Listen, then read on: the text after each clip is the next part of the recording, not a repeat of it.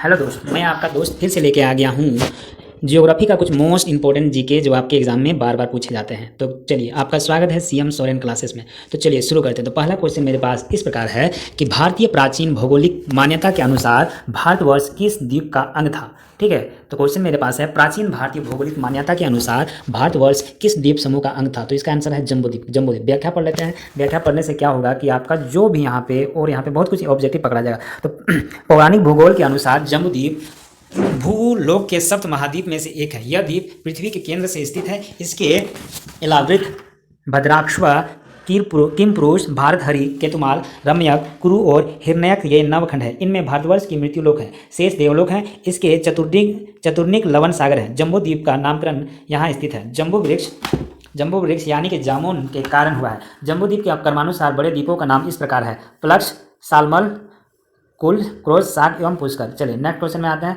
तो next question मेरे पास इस प्रकार है, सर्वप्रथम इंडिया शब्द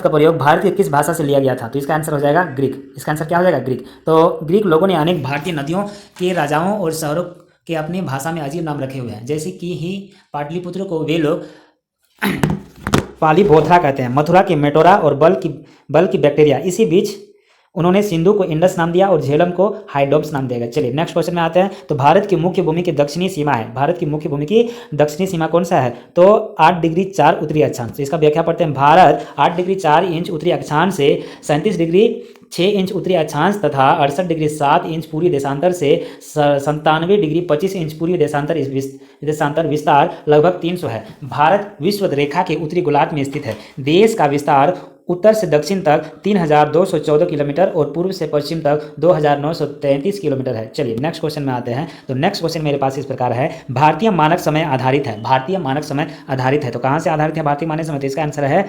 82.5 डिग्री पूर्व देशांतर पर है। चलिए नेक्स्ट में आते हैं, पढ़ लेते हैं। भारत में 82.5 डिग्री पूर्व देशांतर जो कि इलाहाबाद में निकट नैनी से गुजरती है के समय को मानक समय माना गया। भारत का मानक जीएमटी से 82.5 डिग्री पूर्व है, जिसका अर्थ है कि हमारा मानक समय ग्रीनविच के मानक समय से 5.5 घंटे आगे है। अर्थात इंग्लैंड में जब दोपहर 12 बजे का समय होता है तब भारत में शाम के 5:30 बजे होते हैं। चलिए नेक्स्ट क्वेश्चन में आते हैं। भारत का परमाणिक समय उस स्थान का स्थानीय समय है जो स्थित है। भारत का परमाणिक समय उस स्थान का स्थानीय मान है जो स्थित है। तो इसका आंसर क्या है? इलाहाबाद के समीप।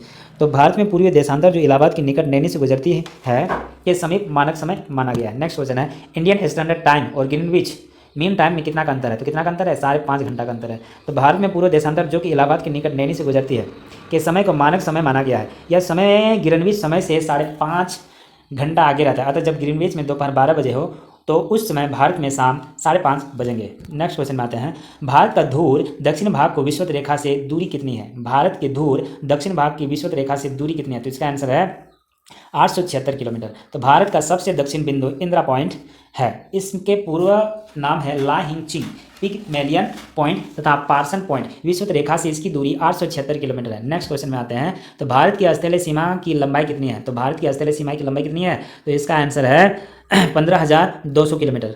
तो भारत की कुल स्थलीय सीमा की लंबाई 15,106 या 15,200 या 15,280 किलोमीटर है, जो कि भारत के 17 राज्य को छूती है तथा 7 देशों के साथ लगती है। नेक्स्ट क्वेश्चन मेरे पास इस प्रकार है, द्वीपों सहित भारत की तट रेखा की लंबाई कितनी है? द्वीपों सहित भारत के तट रेखा की लंबाई कितनी है? तो इसका आंसर हो जाएगा 7,516.5 किलोमीटर है। तो भारत के स्थलीय सीमा की लंबाई 15,200 किलोमीटर तथा द्वीप सहित जलीय सीमा की लंबाई 7,516.6 किलोमीटर है। मुख्य धरातलीय भाग की समुद्री सीमा की लंबाई 6,100 किलोमीटर है। यदि अंडमान निकोबार तथा लक्षद्वीप समूह को भी सम्मिलित किया जाए तो भारत की तटीय सीमा 7,516.6 किलोमीटर की हो जाती है। नेक्स्ट क्वेश्चन मेरे पास है और लास्ट क्वेश्चन है, भारत की उत्तर से दक्षिण तक की लंबाई कितनी है? भारत की उत्तर से दक्षिण तक की लंबाई कितनी है? तो इसका आंसर है 3,214 किलोमीटर है। तो यहीं आज का क्वेश्चन को हम लोग समाप्त करते हैं। धन्यवाद।